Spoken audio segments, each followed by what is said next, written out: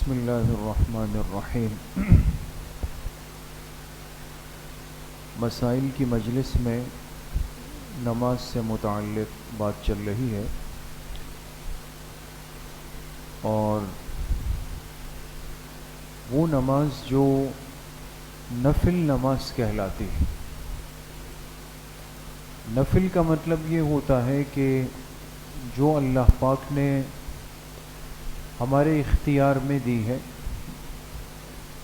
اگر ہم اس کو پڑھ لیں، اہتمام کر لیں تو باعث اجر و ثواب ہے، اور اگر ہم اس کو نہ پڑھیں، اہتمام نہ کریں تو اس کی کوئی پکڑ نہیں۔ لیکن نفل نماز کی برکتیں بہت زیادہ ہیں، اور دو باتیں ایسی ہیں کہ جو ہر مسلمان کو سمجھنی چاہیے۔ پہلی بات، حدیث پاک میں یہ بات صراحتاً ہے، جو فضائل اعمال میں حضرت شیخ الحدیث مولانا زکریا صاحب رحمۃ اللہ علیہ نے حدیث نقل کی، اور ہم اکثر و بیشتر تعلیم میں سنتے ہیں، سناتے ہیں، لیکن انسان اگر غور کرے، توجہ دے تو بہت بڑی ایک سعادت کی بات ہے کہ قیامت کے دن جب بندے کا حساب ہوگا اور اس کے اعمال تولے جائیں گے، اور اس کے فرائض میں کچھ کمی کوتاہی نکل آئے گی، تو اللہ تعالیٰ فرشتوں سے فرمائیں گے کہ اس بندے کے کون سے اعمال کو دیکھ لو، نفلی اعمال کو دیکھ لو، اس کے پاس کوئی نفلی عمل ہے؟ اگر وہ نفلی عمل ہے تو اس کو میزان میں رکھ کر کے اس کے فرائض کی کمی کوتاہی کو دور کر دو۔ تو وہاں حضرت شیخ نے بھی لکھا کہ آج جن نوافل کو ہم معمولی سمجھ کے چھوڑ دیتے ہیں، اور ہر ایک یہ سمجھتا ہے کہ بھئی یہ تو ایک اختیار کی چیز ہے، پڑھ لیا، نہیں پڑھا تو نہیں پڑھا، لیکن اس نفل کی طاقت آپ دیکھیں اور اس کی برکت دیکھیں کہ قیامت کے دن یہ اس سخت وقت میں ہمارے کام آئے گی جب فرائض کا حساب کتاب شروع ہوگا۔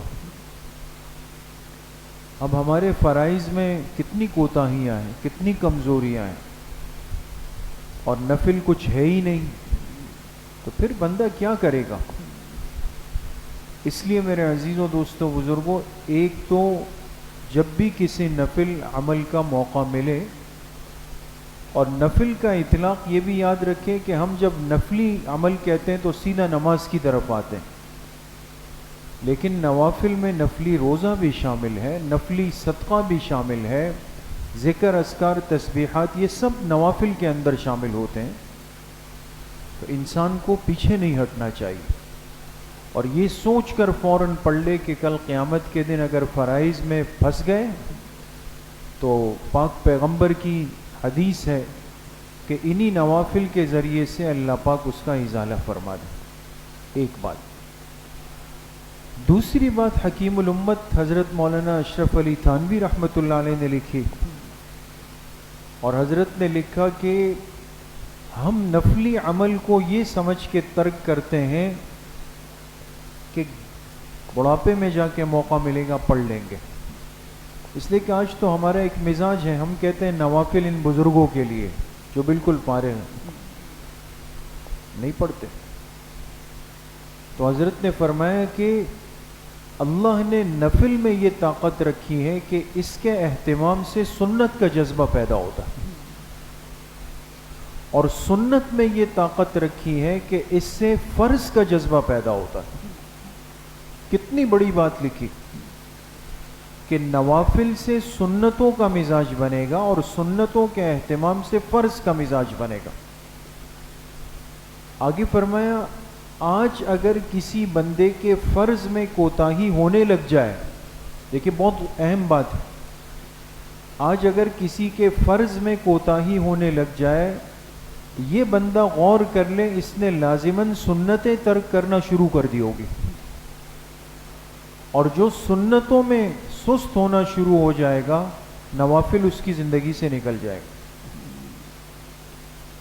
اتنی برکتوں والی نماز ہے دوستو. اس لیے ہمارے اکابر نے، ہمارے بزرگوں نے، اللہ والوں نے، جن کی زندگیوں کو آپ دیکھ لیں، اور جو چاہے دین کے کسی شعبے میں لگے ہوئے ہوں، اور ایسے لگے ہوئے ہوں کہ صبح سے لے کر رات کو تھک جاتے ہوں، لیکن کسی کے حالات میں ہم نے یہ نہیں پڑھا دوستو کہ انہوں نے نوافل کے اندر سستی کی.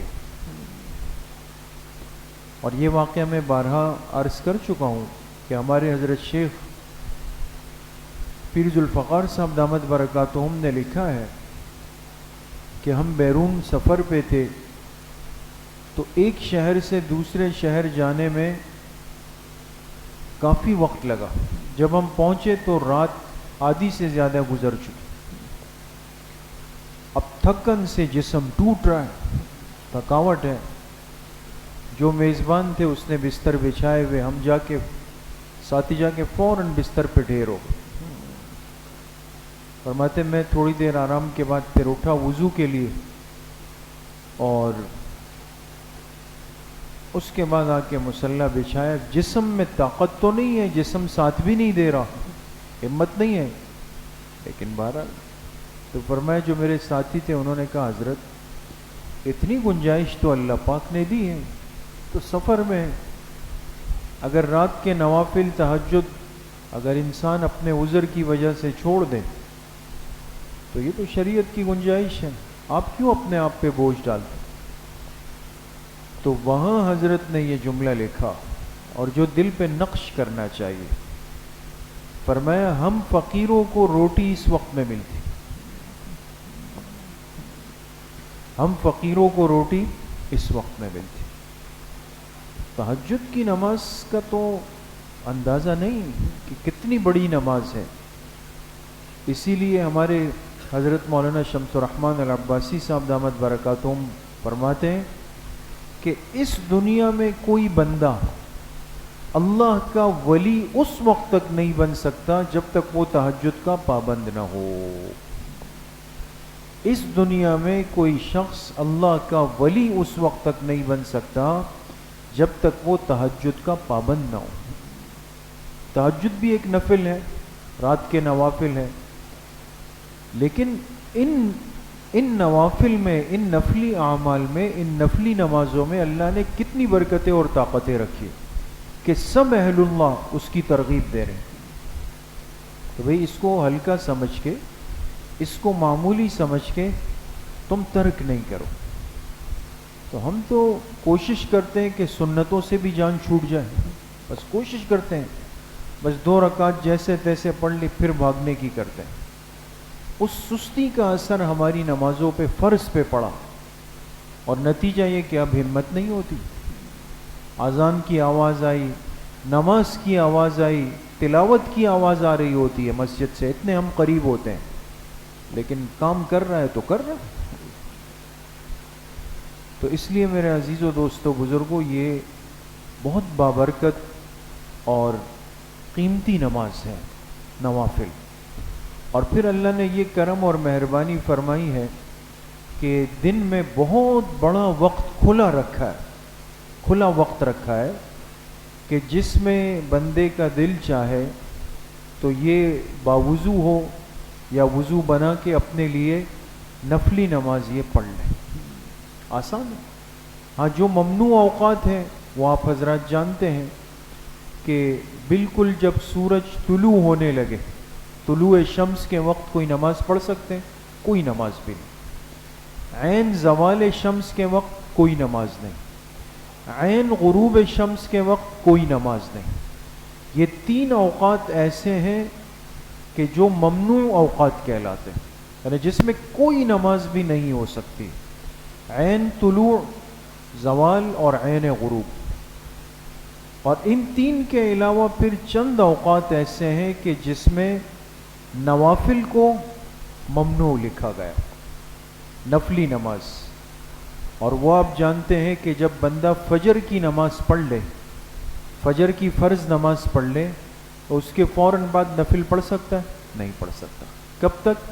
جب تک اشراق کا وقت نہ ہو جائے، اس وقت میں نوافل مند. اسی طریقے سے اگر عصر کی نماز پڑھ لی فرض، تو عصر کی نماز کے بعد سے لے کر مغرب تک نفل پڑھ سکتا ہے؟ نہیں پڑھ سکتا، وہ منع ہو جاتے ہیں اس وقت تک۔ اچھا، اسی طریقے سے ایک چیز اور یاد رکھیں، یہ بھی فقہا نے لکھا کہ اگر ایک بندہ فجر کی سنتیں پڑھ لے، فجر کی سنتیں پڑھ لے، اور پھر یہ مسجد آیا اور دیکھا کہ جی وقت ہے، تو اس مابین یہ نفل نماز پڑھ سکتا ہے دوست۔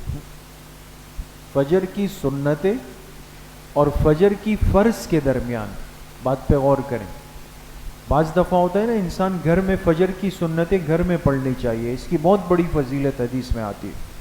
اب آپ نے سنتیں پڑھ لی، جب مسجد آئے دیکھا 5 منٹ باقی ہے، تو کیا ان 5 منٹ میں آپ 2 رکعت نفل پڑھنا چاہیں تو پڑھ سکتے ہیں؟ پوچھ رہا ہوں، پڑھ سکتے ہیں؟ نہیں پڑھ سکتے۔ سنتوں اور فرض کے مابین نفل نماز نہیں پڑھ سکتے۔ البتہ فقہا نے لکھا کہ اگر کسی نے پڑھ لی تو کراہیت کے ساتھ ادا ہوگی، اس لیے اس کو نہیں پڑھنا چاہیے۔ اس وقت میں بھی انسان کو چاہیے کہ ذکر، تسبیحات اور دعاؤں کے اندر اپنے آپ کو مشغول کرے۔ باقی اس کے علاوہ جتنے اوقات ہیں تو اس میں نفل کی کوئی ممانعت نہیں ہے۔ ظہر کے بعد سے عصر تک کھلا وقت ہوتا ہے، اشراق سے لے کر زوال تک کھلا وقت ہوتا ہے، اور اسی طریقے سے مغرب کے بعد سے عشاء تک کھلا وقت ہوتا ہے، عشاء کے بعد سے لے کر فجر تک کھلا وقت ہوتا ہے۔ انسان جب دل چاہے اور باوضو ہے 2 رکعت نفل پڑھ لے، تو بڑی سہولت ہے اس میں۔ اب رہی یہ بات کہ کون سے نوافل کس وقت کے لیے ہے، بعض نوافل مخصوص ہے دوستو۔ آپ جانتے ہیں جیسے صبح اشراق ہے، پھر چاشت ہے، پھر مغرب کے بعد اوابین ہے، اور رات میں تہجد ہے، یہ بھی سب نوافل کی اقسام ہیں۔ اسی طرح ظہر کی نماز کے بعد 2 رکعت نفل پڑھنے کا معمول ہوتا ہے، مغرب کی نماز کے بعد نفل کا معمول ہے، عشاء کی سنتوں کے بعد نفل کا معمول ہے، یہ سب بھی نوافل کے اندر شامل ہوتے ہیں۔ اسی طرح اگر انسان وضو کر لے تو 2 رکعت نفل کس نیت سے؟ تحیۃ الوضو ہے۔ مسجد میں آیا، کوئی مکروہ ممنوع وقت نہیں ہے، تو آ کے مسجد میں تحیۃ المسجد پڑھ لے گا۔ اسی طریقے سے کوئی گناہ ہو گیا اور نادم ہو جائے تو 2 رکعت نفل صلاۃ التوبہ ہے۔ کوئی ضرورت اللہ پاک سے ہے اور بہت پریشان ہے تو 2 رکعت نفل صلاۃ الحاجت ہے۔ کوئی کام ہو جائے، بندہ بہت خوش ہو جائے تو 2 رکعت صلاۃ الشکر ہے۔ اگر کوئی مشورہ اللہ پاک سے کرنا ہے، سمجھ نہیں آ رہا، تو 2 رکعت صلاۃ الاستخارہ ہے۔ یہ دیکھیں، اس سب نوافل کی قسم ہے، یہ پڑھی جا سکتی ہے۔ انشاءاللہ آئندہ مجلس میں اللہ پاک صحیح عمل کی توفیق نصیب فرمائے۔ الحمدللہ رب العالمین، والصلاة والسلام على سید الانبیاء والمرسلین سیدنا